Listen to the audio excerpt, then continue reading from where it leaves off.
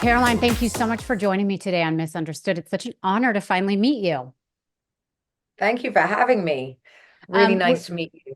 we have all these mutual friends, so I've heard so much about you from different people, and I just find you so fascinating. And it's funny, we always have like a running tally of people that our listeners want to hear more about, and you are a reoccurring name on that list. So it is great to finally have you here.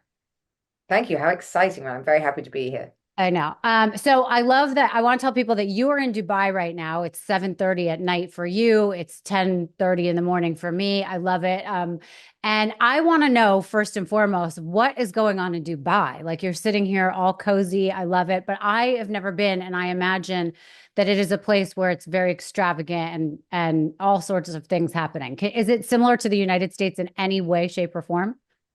I guess the closest thing to it is Vegas. It's like an adult playground. Mm. If you want to, you could be out every single night of the week. Last night, I was out in the Baccarat room at a girlfriend's birthday, dressed red, glamorous. It's just, you can be out every day in dressed up, full hair and makeup in gowns, in fast cars. Like you go outside and everyone's got a sports car. It's kind of crazy. And it's got worse, I have to say. Mm. It's the number one tourist place in the world today, and it is just booming. I can't quite explain. I think this week I'm going to three restaurant openings, but like Baioli from south of France, Cannes, Hmm. Sexy Frit Fish from Miami and London. Yeah. Like everybody is coming here. Right. Everybody is here. So it's a great time to be in Dubai. And what's the weather like right now? Now is perfect. It's actually really, really, this is the best time of year because it's slightly colder in the evening and you can wear jeans and like even a shirt in the day. Otherwise, it's like boiling. So it's a Got it. lovely time right now. I'm lying by the pool and very happy. Love that. So do they have seasons there at all?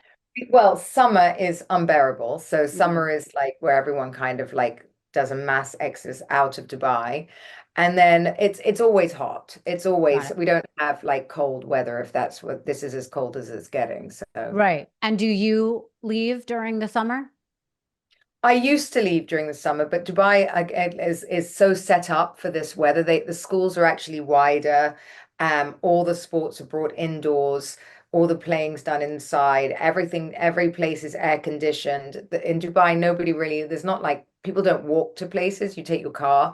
Oh, wow. So you can be okay and live here during that heat. And I just run out into the pool and run. But I don't even let my dogs outside in that heat. They can only go Right. out for 5 minutes. They have to come back in. Yeah, it's funny. I used to live in Vegas for many years, and during the summer, the heat was the ground was so hot that I would have to wait and take them out in the evenings, and it Yeah. was really terrible. It was sort of unbearable. But when you get that good weather, it does feel But phenomenal. you do acclimatize. You do Yeah. acclimatize. And I feel like I just have, and it's just part of life now. I used to leave my house for 3 months and Mm. travel, but I have three teenagers, and it's just not practical anymore to travel for 3 months. Yeah. Um, and not to mention the cost of three rooms in any Right. hotel you go to and traveling around the world with three kids. So and actually, they don't want to go away and travel around the world for 3 months. They just don't. They want to be with their friends. So everyone's got used to it. Right. Oh, I love that.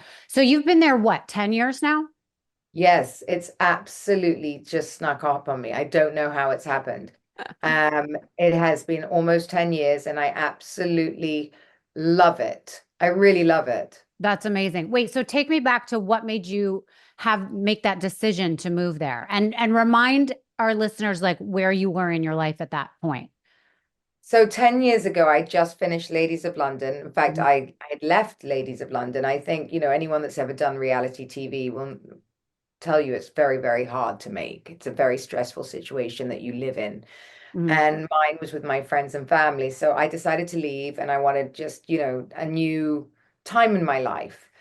And my ex-husband worked in another country, but quite close to here. So he was like, look, why don't we try Dubai? And I'd never been to the Middle East, didn't know much about it other than it was a nice place to pop into on the way to the Maldives. Mm. And then I was like, okay, you know what? I'm up for an adventure, and I think that's indicative of anyone that follows me or see my life. I'm up for a complete adventure any day. And I thought all my friends said, "You're nuts. No, what on earth are you doing moving to the Middle East?" And let me tell you, back then it looked nothing like this, and everyone thought I was crazy, that Mm. all of this didn't really exist. And now every friend that ever told me I was nuts is moving here. Oh, That's wow. what's funny. Half my London friends are now here, and I'm like, it's just, it's hilarious. And is it an easy place to acclimate to? I don't mean the weather, but like making friends and finding your, Oh what yeah, you want to they're so do. welcoming.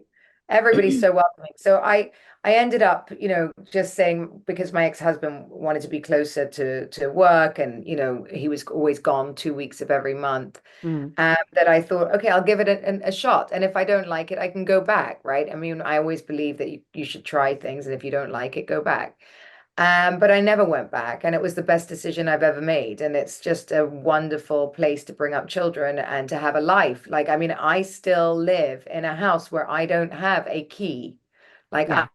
I've never locked the doors. I mean, you would think I was absolutely out of my mind in any other country but this. Right. No, I totally get that. I love that.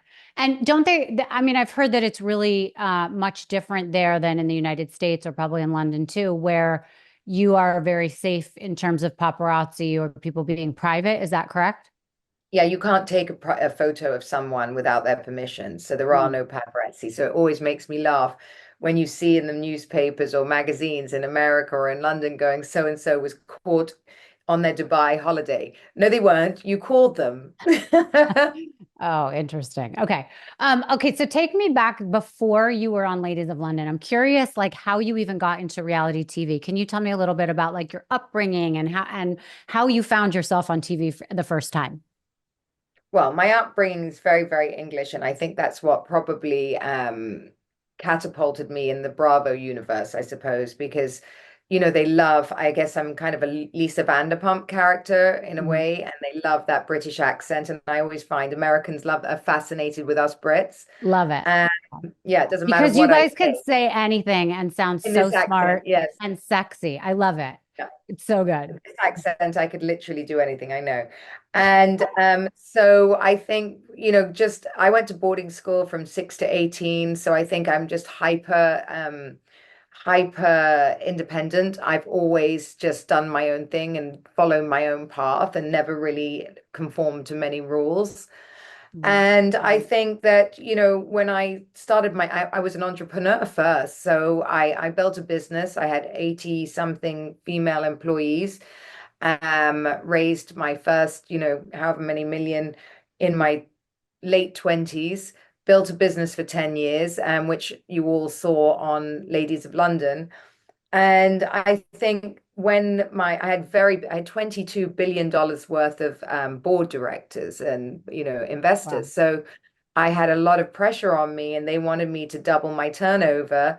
And I was like, how am I going to do that? And I'd been approached by reality TV 6 times, and I'd said no. I was like, absolutely not. I'm a businesswoman. Who has time? How am I going to film this? I don't want it. And reality TV wasn't a thing in the UK at that point. Yeah, I think they I was gonna ask, was there a stigma to doing reality Yeah, TV? huge, Yeah. huge stigma. Like especially from where I'm from, it's like it was considered really low to do. Right. And